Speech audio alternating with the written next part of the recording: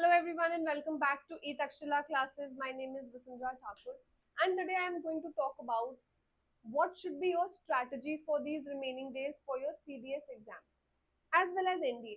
तो हम एक जनरल सी बात करेंगे आज कि क्या हमें करना चाहिए अगर हमारा एग्जाम जो है अब CDS 2024 जो सेकंड पार्ट है और हम NDA की भी अगर बात करें तो अब हमें क्या स्ट्रैटेजी यूज करनी चाहिए, अब हमें कैसे पढ़ना चाहिए, क्या नहीं करना चाहिए।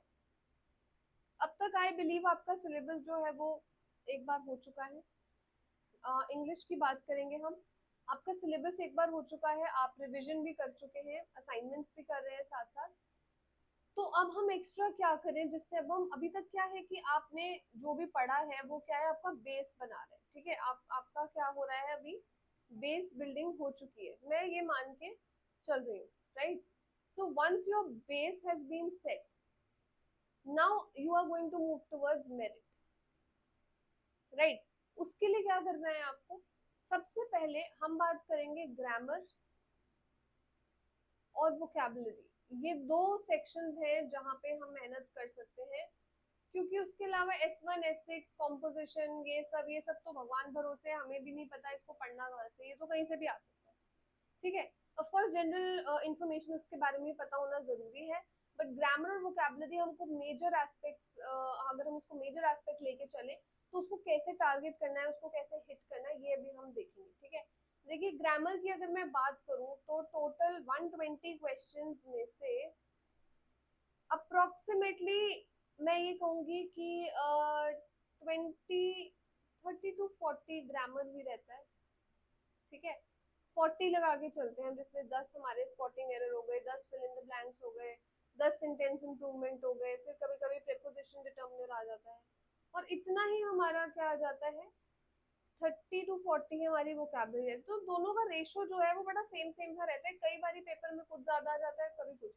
रिमेनिंग बाकी जो बचा वो सब कॉम्पोजिशन पार्ट में से आ जाता है, राइट। जैसे कॉम्प्रिहेंशन हो गया या S1 S6 वो सब चीजें हैं, वो अलग तरीके से आ जाती है।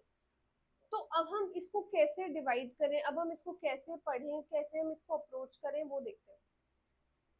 देखो ग्रामर में सबसे ज्यादा जरूरी है आपके जितने भी पार्ट्स ऑफ स्पीच है उनको कवर कर लीजिए इस टाइम तक, यानी नाउन प्रोनाउन ये सब चैप्टर आपके इस टाइम पे जो है वो खत्म हो जाने चाहिए, अलोंग विद असाइनमेंट्स। वोकैबुलरी आप कहाँ से पढ़ रहे हैं, you can refer to different different sources, different different books. आप बहुत सारी बुक्स देख सकते हैं जो उसकी तैयारी करवाएंगे आपको वोकैबुलरी की। ठीक है, जिसमें कॉम्पिटिटिव एग्जाम्स की वोकैबुलरी आपको मिल जाएगी। बहुत सारी ऐसी बुक्स है, बहुत सारी वीडियोस है, बहुत सारे नोट्स है ऐसे जो आप रेफर कर सकते हैं। जब आपकी सारी तैयारी हो चुकी है, अब बात आती है अपने आप को टेस्ट करने की कि भाई मुझे आता कितना है, राइट। तो अभी अगर मैं बात करूं, हम एक लमसम लेके चलते हैं कि हमारे पास जो है वो 45 डेज है। ये एक एवरेज हम लेके चल रहे हैं कि इतने दिन हमारे पास है। इंग्लिश को हमने देने दिन में 3 घंटे। ठीक है, 2 आवर्स का हम देंगे मॉक, 1 आवर का हम करेंगे उसका एनालिसिस। क्लियर है, मैं ये बात कर रही हूँ कि ये अब हमें आती है चीजें, हम तैयारी शुरू से नहीं कर रहे, अब हमें आती है चीजें।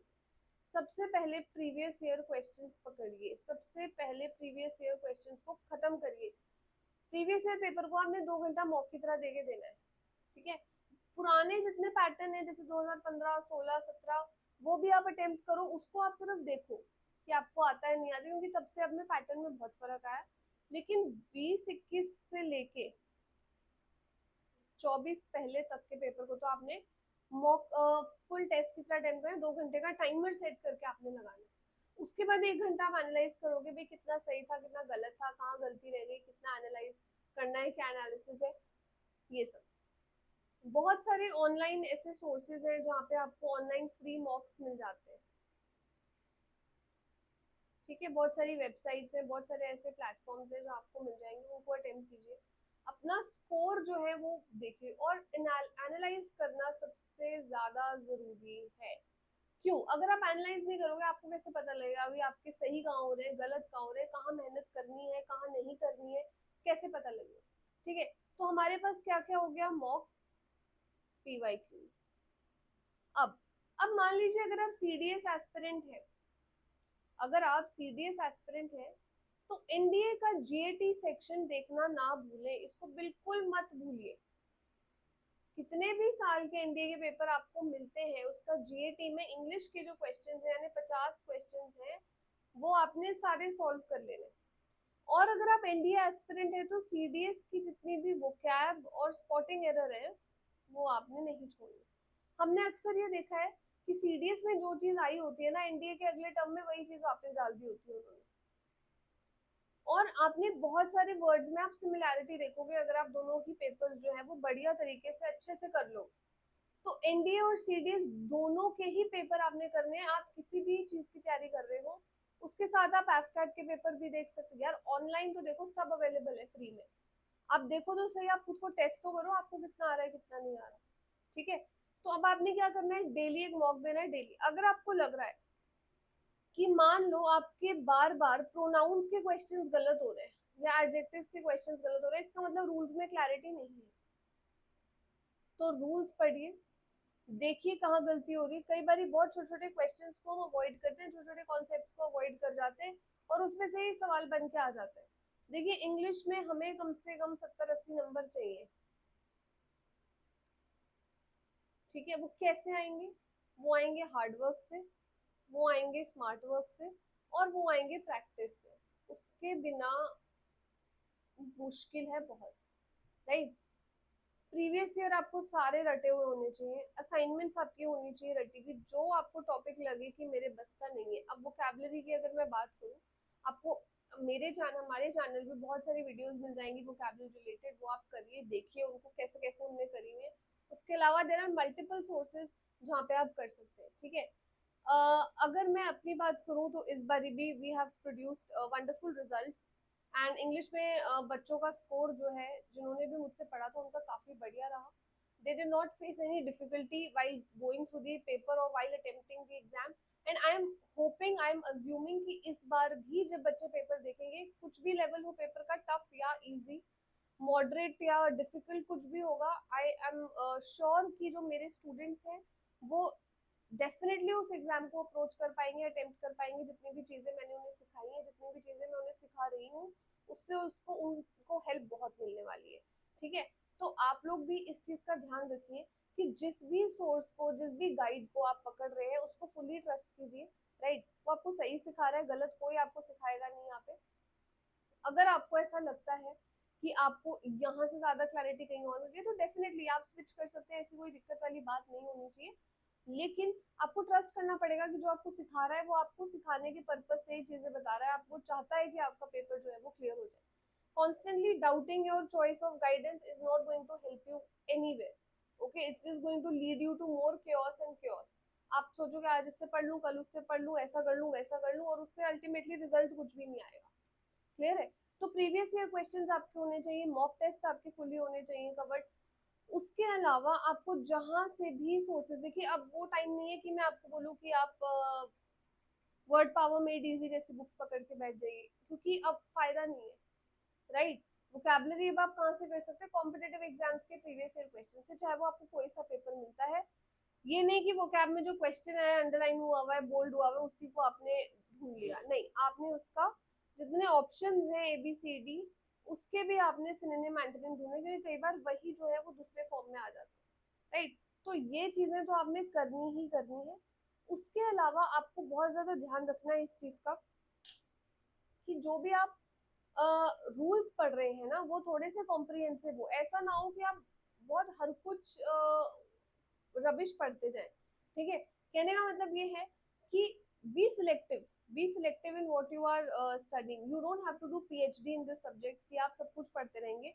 There is a lot of difference between competitive exams का एक सब्जेक्ट और जनरली एक सब्जेक्ट को पढ़ने, दोनों में बहुत फर्क है। कॉम्पिटेटिव में बहुत लिमिटेड चीजें पूछी जाती है। आपको सबसे पहले अपना सिलेबस पता होना चाहिए कि मुझे ये चीजें आनी चाहिए, मुझे ये करना है। अपनी स्ट्रेंथ्स और वीकनेसेस को पहचानना सीखिए। अगर आपको लग रहा है मेरे यहाँ नंबर बनते ही बनते हैं हर बार, ठीक है, तो उसको साइड करिए। अगर आपको लगता है कि ये मेरा वीक पॉइंट है, इसमें मेरे मार्क्स बन नहीं रहे, इसको मैं कैसे ठीक करूं, S1 S6 अगर आपको लग रहा है आपका डिफिकल्ट है, उसको लास्ट में अटेम्प्ट कीजिए। सबसे पहले वो चीजें अटेम्प्ट करिए जो आपको आती है। एक तो आपकी एनर्जी बचेगी उससे, और दूसरा आपको कॉन्फिडेंस मिलेगा कि हाँ पेपर आपसे हो रहा है। अगर आप पहले डिफिकल्ट चीजें लेके बैठ जाओगे तो you will be exhausted, and by the time you reach the portion जहाँ पे आपको क्वेश्चन के आंसर आते हैं, आपका ब्रेन जो है वो बिल्कुल गिव अप कर देगा। तो इस तरीके की आपने जो है बिल्कुल स्ट्रैटेजी को ध्यान में रखना है। जो आपको पहले आता है उसको पहले अटेम्प्ट कीजिए, जो आपको नहीं आता उसको बाद के लिए छोड़ दीजिए। अटेम्प्ट्स इतने होने चाहिए आपके, बट विद एक्यूरेसी। ये नहीं कि नेगेटिव ना होने के चक्कर में आप सिर्फ 10-12 सवाल कर रहे हो एक उसमें से, ऐसा नहीं होना चाहिए। Your attempts should be good. Attempts अच्छे कैसे होंगे, जब आपको कॉन्सेप्ट्स का पता होगा, वरना आप हमेशा इसी डायलेमा में रहोगे कि मेरा तो यार नेगेटिव मार्किंग में चला जाएगा, राइट। तो ये सब चीजें अगर आप ध्यान रखोगे तो इंग्लिश क्रैक करना कोई बहुत बड़ी बात नहीं है। रिमेम्बर, अभी भी टाइम है। अगर आप अभी तक सिर्फ जीएस मैथ्स के पीछे भागते आए हैं, आपको लगा है कि इंग्लिश जो है वो कर लेंगे, इजी होती है, देखी जाएगी, देखिए जितनों की भी मेरिट बनती है इंग्लिश, उसमें मेक और ब्रेक का काम करता है। ठीक है, आप अगर अभी इंग्लिश पढ़ रहे हैं, आगे जाके डेफिनेटली हेल्प करेगा, क्योंकि बाकी दोनों सब्जेक्ट्स जो है वो बहुत अनप्रिडिक्टेबल है। इंग्लिश तो हमें पता ही है कि वो 120 में से कुछ तो कर ही लोगे आप, राइट। तो इसीलिए कह रही हूँ, English is important, don't skip it, it's a very important subject, it's a very important aspect of this whole exam. उसको स्किप नहीं करना है। कुछ तो रीजन होगा ना कि मतलब इतना अगर उसको डाला हुआ है, 3 में से वन ऑफ द 4 सब्जेक्ट्स वो है, तो there must be a reason for it, right.